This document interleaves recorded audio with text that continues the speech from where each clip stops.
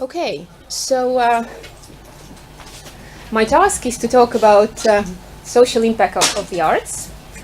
And as I am an arts manager or a culture manager, so I'm going to take this perspective in this sense. I'm going to talk about arts, management, and social impact, and try to bring them together. And as I am also very much interested, or mostly interested, in people in these processes and in educational processes, I'm going to take this human perspective as well. So most of the points that will be presented are from this human factor perspective, working with people, engaging different stakeholders and target groups. And don't be afraid that there's not going to be much on the slides, much text, because I've also uploaded and printed the handouts for you. I'm not going to give them to you now, but I'm going to give them at the end. So you have something to take with you and further reading suggestions as well. You don't have to read them now, but you might when you get back home or at any other point. So arts, that's quite a tricky part. I think maybe the trickiest part of this presentation. It has been already discussed a couple of times during this week or this couple of days. What is arts? How can it be defined? I'm not going to define it for you because it would take a lot of time, and there is no final definition, actually, as you probably already understood. But there are some points that I would like kind of to drag your attention to. And if you read the Belfiore's course book, then you can already notice from there the discussions that have been going on, that arts are defined quite differently in different periods and in different countries. And mainly this becomes an issue when we talk about funding nowadays. So what is supposed to be funded? What is not supposed to be funded? Which theater gets the money? Basically, that's the simplest level. But that's the policy discussion. Culture policy is about that. And this is important, I think, especially when we talk about arts projects with societal impact, to define arts in your project.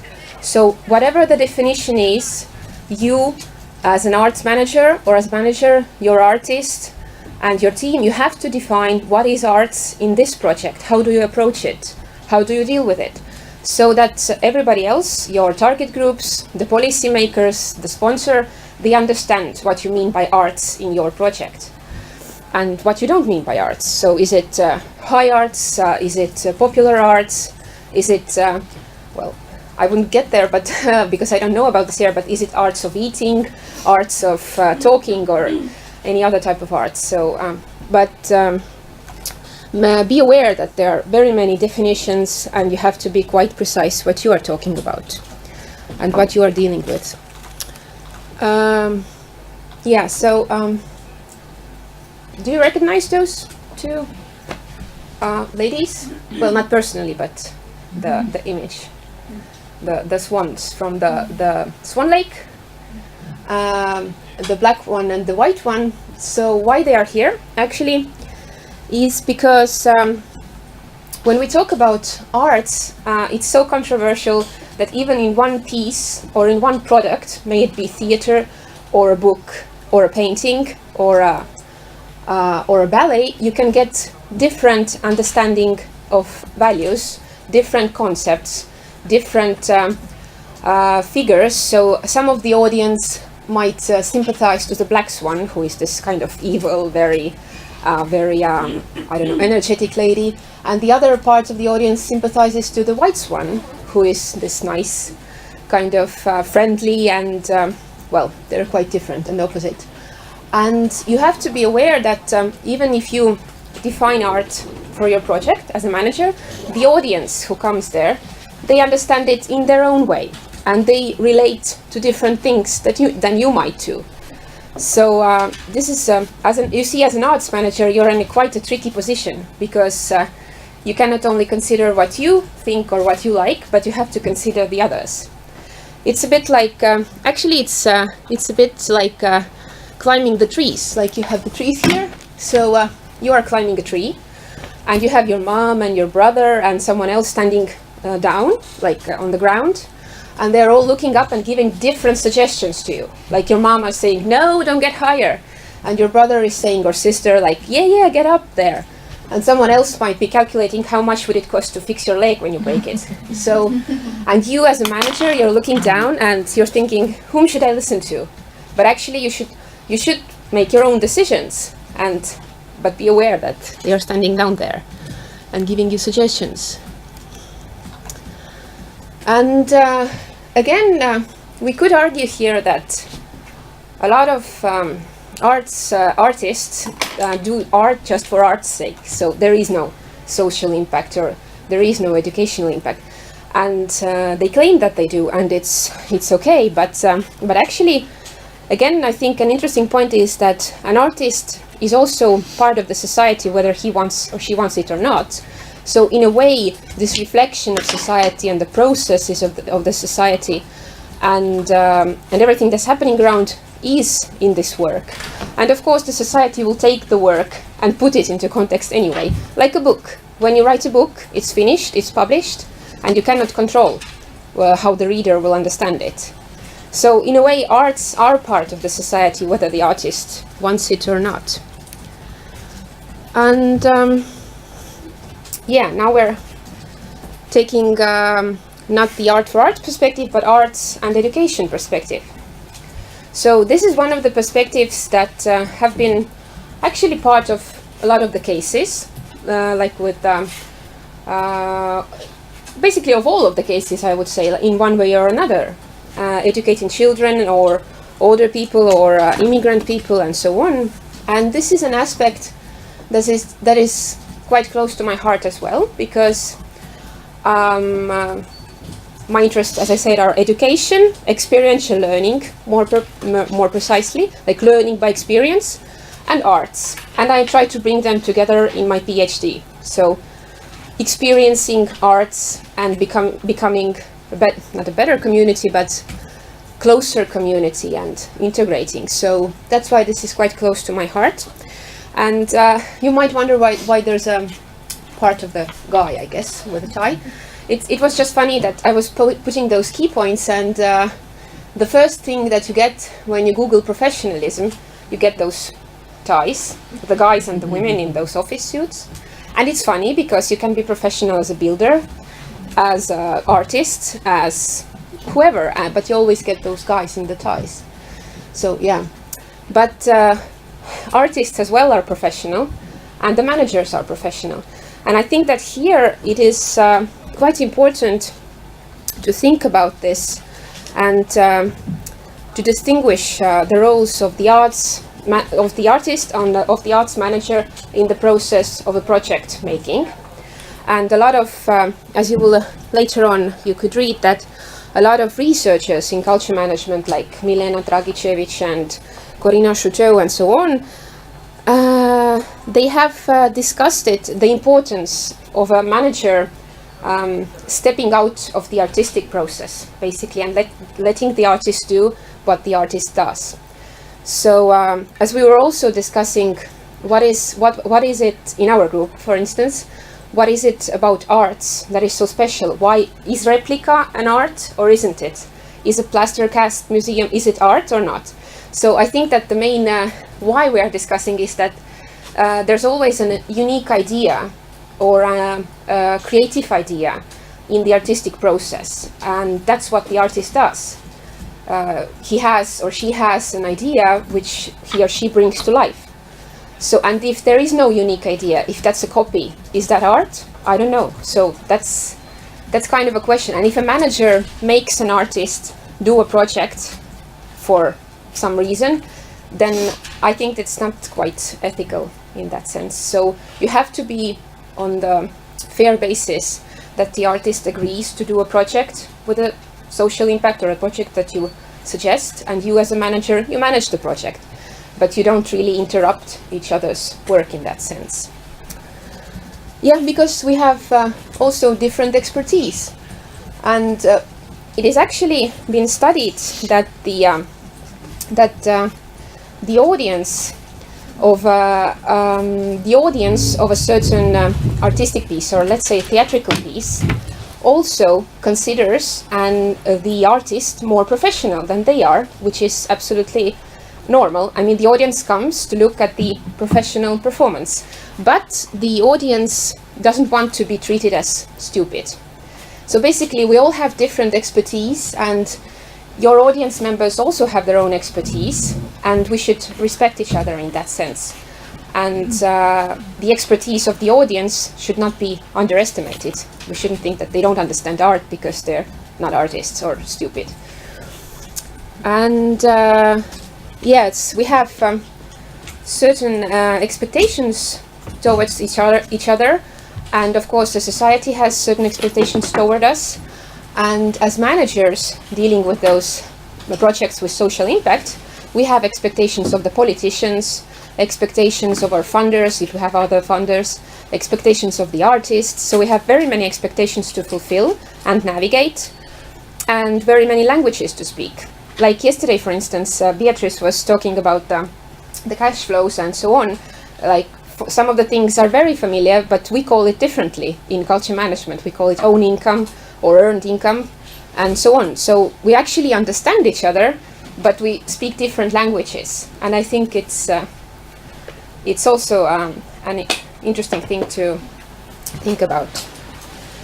And when we talk about experiences connected to education and arts, then this is actually, I think, the trend now that people don't want, they don't want just the artistic experience, but they expect the whole experience. So the experience of coming to the, let's say, coming to the concert hall, coming to Musiikkitalo, being welcomed, having coffee, finding their place easily, having great music, which is a very big part of it, and then having possibility to discuss it with someone, and then having possibility to leave nicely. So it's the whole experience. And audience wants different experiences, of course, and some of them would want to discuss, some of them would want to be left alone. So like in theater plays, some of the people want to be dragged on the stage and the others would rather, you know, stay in the back like me. So never underestimate the audience, and think about the experience that you offer. Yeah, exactly, never underestimate the audience and the context. Yeah. So these are quite different contexts. We have a gloomy weather there, and in the countryside, and some lovely waterfall, and then some metropolitan area. So this is kind of natural that you understand that you should, or you would actually offer the same artistic project in different places differently. You wouldn't do the same thing in these different areas. And they all have different possibilities for you. So don't be afraid of them, but think about them.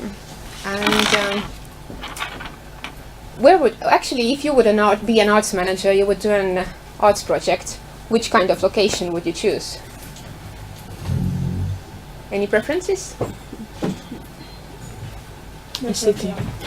The which one? The green one. Yeah, you would choose the city. Okay, someone would choose the gloomy weather countryside. Yeah, Anuka, good.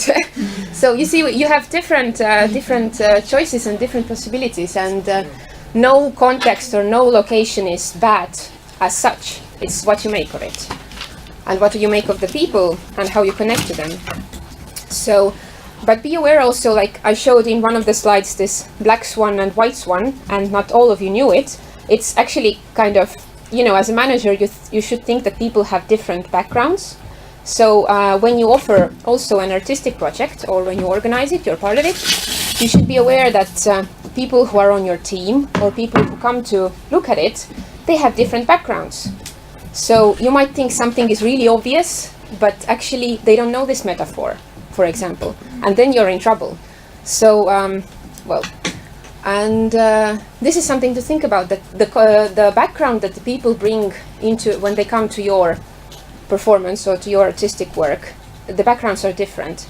And especially if you organize some active participation involved activity afterwards, like discussion or hands-on activity, then you have to think that people might not have the same education, people might not come from same social backgrounds, and so on and so forth. But this is quite obvious. So, moving on to managed from this very dangerous artistic subject to something more concrete. So, actually, the point that we, as arts managers, we make quite often is that arts management is not just business management with an arts cherry on top of the cake. So yeah, it is. And then the business manager would ask us, yeah, but why is it special then? Is this the product or what? And we don't like the word product. So yeah, I would say that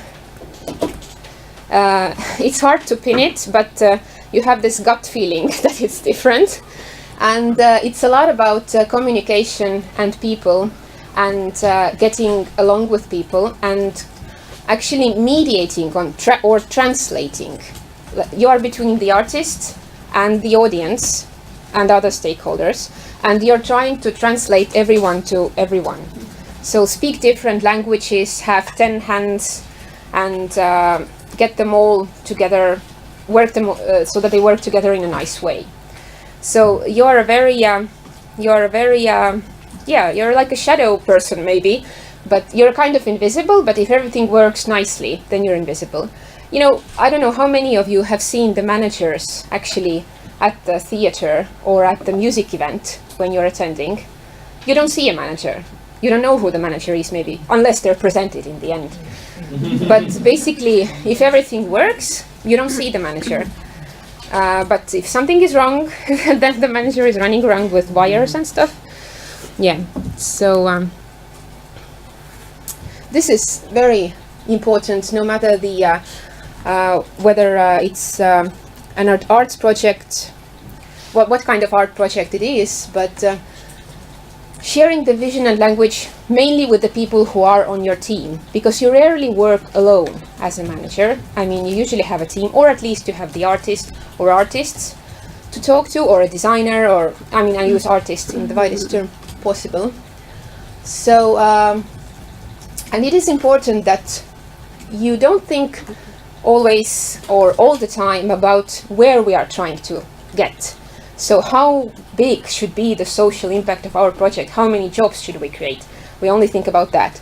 No, we actually focus on the process as well. So these are both important, but don't forget the process. And actually tomorrow, Kari and the team, I want to say, but Kari will tell you about this value triangle by Holden. I'm not going to go in details with it, but it has different values like process values and more instrumental values, and then intrinsic values, so like internal values. And this is exactly it. So it is important to get to the end, to the result, but it is important how we get there. Or the institutional values, these are called, like how we work in our institution, in our team, in our organization. So yeah, and I think that it would be actually quite funny to have a nice project with a nice social impact, but with a team who is constantly arguing with each other. So, you know, this is a bit contradictory, I think, in essence. And of course, as the organizer or the manager, you have to be aware that different people involved in the process have different motivation. And it is actually also connected to this triangle, because it is natural that the people who give you funding, they expect something from you. They have their motivation to give you money. Or the policymakers who give you support, they have their own motivation to give it. And the artist who takes part in the project, he or she has his own motivation. And the other team members who support you, one might be there for the experience, maybe it's an intern, and the other one is there for just getting the rent paid, and the third one is there to work with this specific artist. So people have different motivations. I'm not going to get into motivation theories too much, but I would just say that when you start working on a project, when you start working with a team, it wouldn't be wise to come and ask, what is your motivation? This is a bit scary. But you have to observe, and you have to be more smart than that, kind of, and see if you have similar values, if you have worked with those people before, if you come from similar contexts or different ones. So don't go asking what is your motivation, but be observant about that. And yeah, as I already mentioned many times, behind every person's motivation, or actually all our acts and all our judgments, are our values. The trick with the values is a very big topic, and there's a lot of literature on that. But the trick with the values is that they are very deep-rooted in you, and people might not be actually aware what kind of values they have. And it is very hard to change values. I don't know, it is possible, but very hard. So it's a very difficult topic, actually, to deal with, but values are kind of the basis of all the judgments we make. What we think about art, or what we think is not art. So it's all based on our values. And I think that actually that's one of the things I want to study in my research, is that what kind of values should or could the manager and the artist share to do a successful arts project with societal impact. So what are the values they share? What are their life mottos, let's say? I don't know yet, but I want to research that. But one of the things that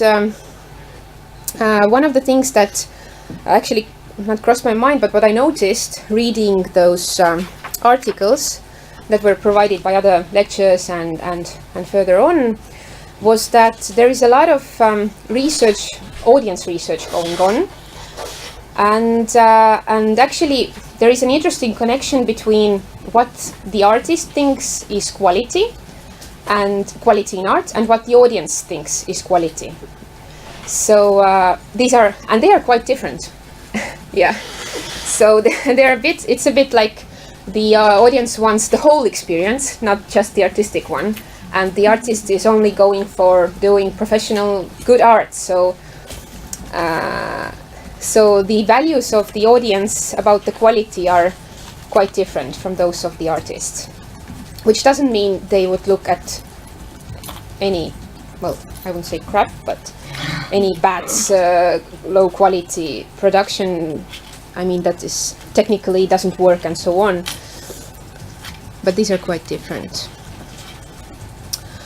And finally, we're reaching our third pillar, which is also quite tricky, the societal part. So, as you might have realized, then I think that any kind of artistic project would have a certain impact, because it has people involved in there. So society is involved in there anyhow. So the artistic project is kind of very close to reaching this societal impact without too much extra effort. But of course, there are certain points we have to think about. First of all, we should distinguish between two levels. One is more philosophical, and the other one is more applied or practical. Like, I think the practical is quite easy. It's you have to think about different target groups and different people who come to your event. Are they disabled? Are they older? Are they young? Are they from different language groups? And there are small, very practical things that are mostly done in, well, I think in Finland they're done almost everywhere. Like, there's access for disabled, there's a translation for different languages. There are, for instance, I was at this Helsinki festival at the jazz concert, and they had those long benches. And at first they were quite empty, but then there was a lot of people and some older people. And then the team actually brought some extra ones. They had them prepared and they kind of saw that there are a lot of old people, and they brought them out. Of course, you could say that every manager would think about that, but that is also social. That you think that people are standing, they're old, they're tired, so you think about them and you bring an extra chair. So this kind of small practical things, or you provide translation in Russian theater for Estonian people. So this is also, you think about different social groups. But these are very small things. And I think on a more philosophical level or a more wider level, you can provide those small things, but you have to be really engaged and have a vision to change something for the society with the help of arts to be more sustainable in long term. So, those small things we all can do, but are we, like managers and our artists, do we really want to do this project with societal impact? Or is it fine for us that we are in creative businesses, for instance? We create video games, for instance. We don't think that's much about social impact, and that's fine. Or we do art for art's sake. Or do we want to do art for society's sake? So this is a big question. You are not forced to be in any of these sectors, entrepreneurship, art for art, or art for society, but you can choose. So it's a conscious choice, that's my point. Okay, and when we talk about types of social impact, there are a lot of different typologies you can use. Typologies meaning like different ways to structure the social impact. And since I'm talking about, and different authors have written about it, and since I'm talking so much about people, then I would like to think about it in human level, like individual level, community level, and society level. So, for instance, that's one of the ways you could use to think about the social impact of your project. Just answer those 3 small questions when you do something. What does it change in individuals? What does it change in this community? What does it change in society? Because social impact by essence, as the smart guys tell me, is an impact that goes beyond the artistic experience or artistic impact. So it's something you take with you from the arts experience. It's something that changes in you, or changes in your community, or changes in the society. So it's something beyond the pure artistic impact.